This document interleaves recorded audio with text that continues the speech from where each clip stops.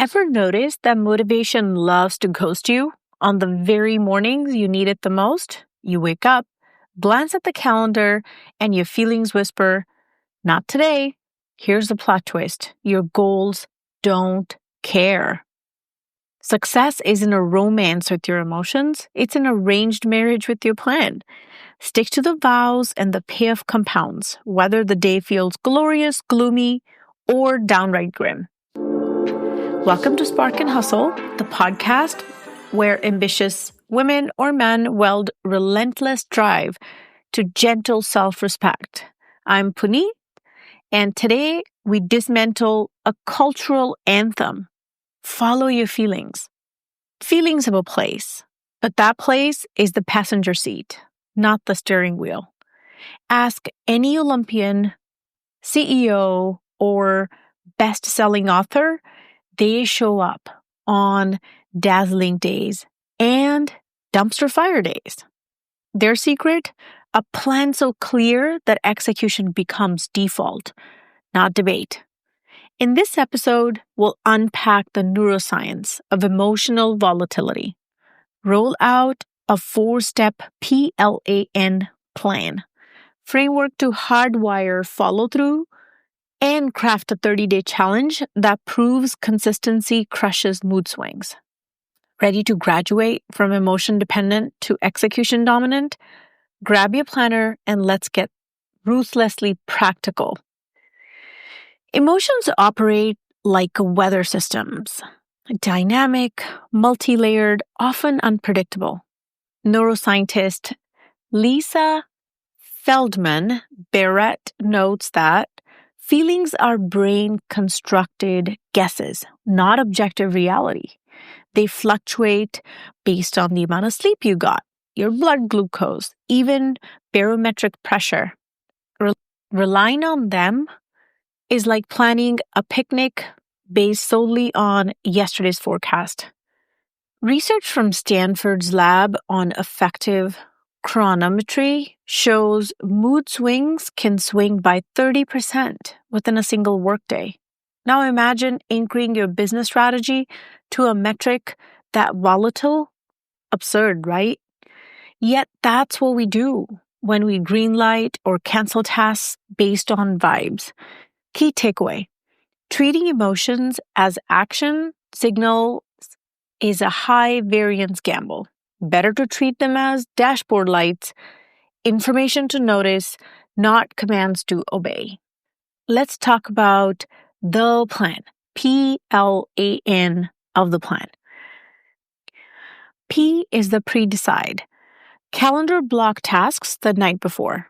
L is lock the environment. Remove friction and resistance. Example, put your shoes by the door. Put your phone in the drawer. A is automatic first step. Start a timer. Open the document. The minimum viable action. N is normalize the dip. Expect low mood days. Track streaks, not highs. Imagine two writers. Flash Gordon types 10,000 words on inspiration burst, then goes dark for weeks. Steady Gwen writes 500 words daily, rain or shine. After 6 months, Gwen holds a polished manuscript. Flash holds scattered chapters. Consistency compounds. Intensity impresses, but seldom endures. James Clear's Atomic Habits book quantifies this.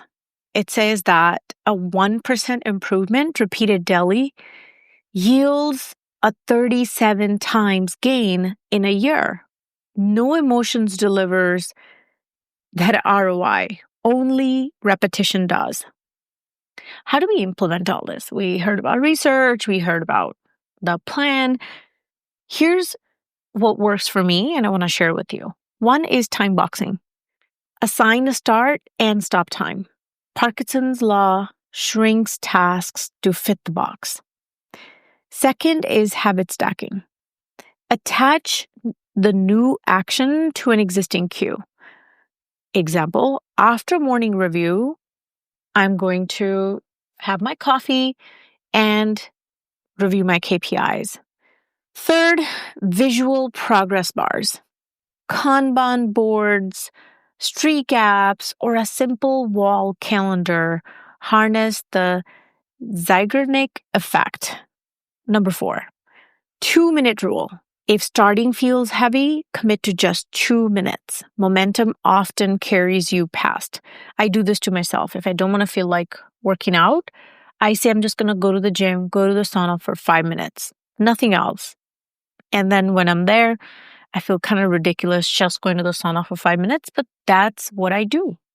Number 5, public accountability. This one I'm on and off about, but I do have a lot of friends and executives who I know who do this, which is they post daily check-ins and social consistency bias does the policing. Another thing to think about. My favorite basketball player, Kobe Bryant, he has famous story about him being the 4 a.m. club. He shot free throws before sunrise, independent of how he felt. Another rock star that I totally respect and follow is Sarah Blakely. She spent her nights pitching Spanx prototypes even after full work days. Feelings of fatigue didn't veto action. Jiro Ono, Sukiyabashi Jiro, butchered the name, I think, maintained identical sushi prep ritual for decades, mastering craft via routine, not the mood. I think Japanese people are very good at that. They're very consistent, and that's why Japanese quality is known, right? They do quality work day in, day out, does not matter. Now, let's take another angle, the emotional side of things, right? Psychologist Susan Davis defines emotional agility as accepting feelings without being driven by them. Practice labeling them. Example, I feel overwhelmed instead of identity statements such as I am overwhelmed. The emphasis is on feel versus am. This creates cognitive distance, allowing the plan to proceed while emotions are processed in parallel. Think about what we can do together. I would say let's do a 30-day challenge.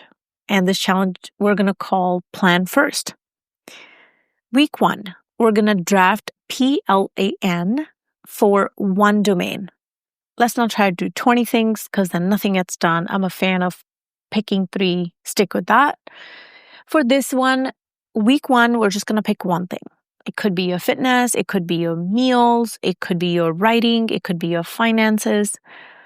Week 2, we're going to implement lock and automatic first step report streaks publicly. Week 3, we're going to track our mood versus output to gather data showing feelings are optional. Week 4, normalize dips by sharing one ugly day win. Reinforce identity, which is I execute regardless. Consistency is not equal to obsession. Employ the 85% rule. Aim to hit the plan 6 out of 7 days per week. Rest is a strategic input, not a sign you're slacking. A book I mentioned earlier, which is Atomic Habits by James Clear. Very, very, very powerful book if you're struggling with inertia and overwhelmed by your feelings. It talks about micro executions are going to trump mood swings. And then The Practice by Seth Godin, it is very focused on creative shipping on schedule. And then I'm working on a template that I will upload that you guys can download and use. Next time you're feeling stage a protest, remind them the plan was democratically elected last night. Its mandate lasts 24 hours. Emotions are advisory only. Screenshot this episode, tag me with your P.L.A.N. plan commitment, and let's build a feed where consistency outshines vibes. Stay bold, stay soft, and keep going, whether today feels gold or garbage.